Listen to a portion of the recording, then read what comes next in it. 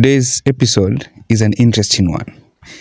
It looks exactly like the story of the prodigal son who longed for his own share, got it, then squandered it all, then went back home. The story is in Luke 15, verse number 13. It says, "A few days later, this younger son packed all his belongings and moved to a distant land. And there he wasted all his money in wild living. After realizing he is in deep hole, sat down and remembered his way back home to his father." I'll jump to Luke 15, 17 to 19.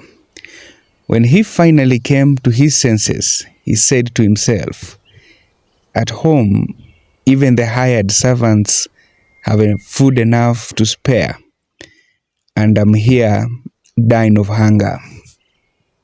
18 it says, 'I'll go home to my father and say, Father, I have sinned against both heaven and you.'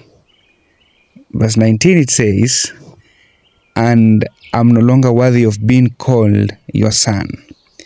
Please take me on as a hired servant.'"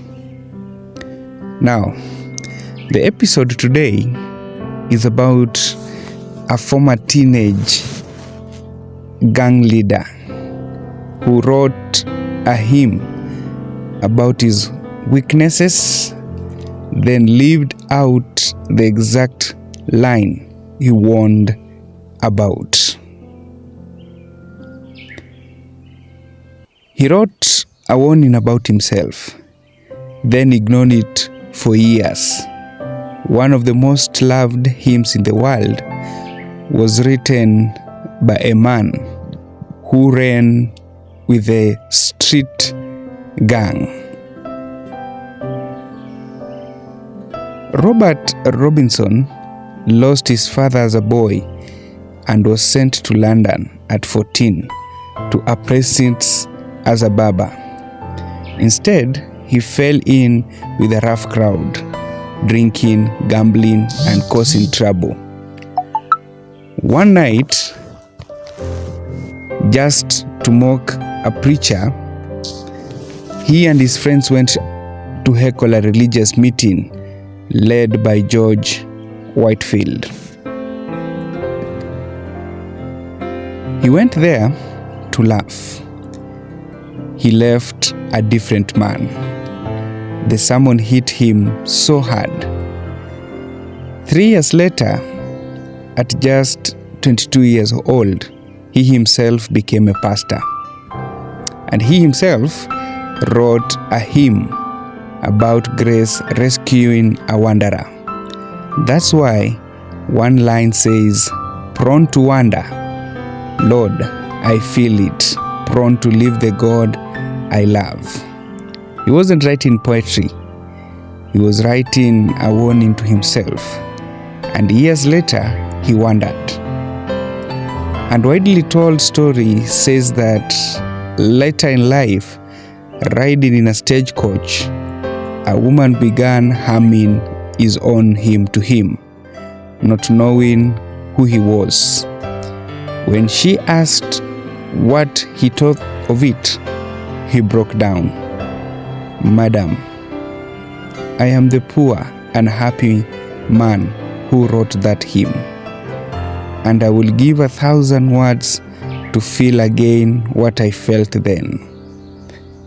The woman reminded him of a line on his own song.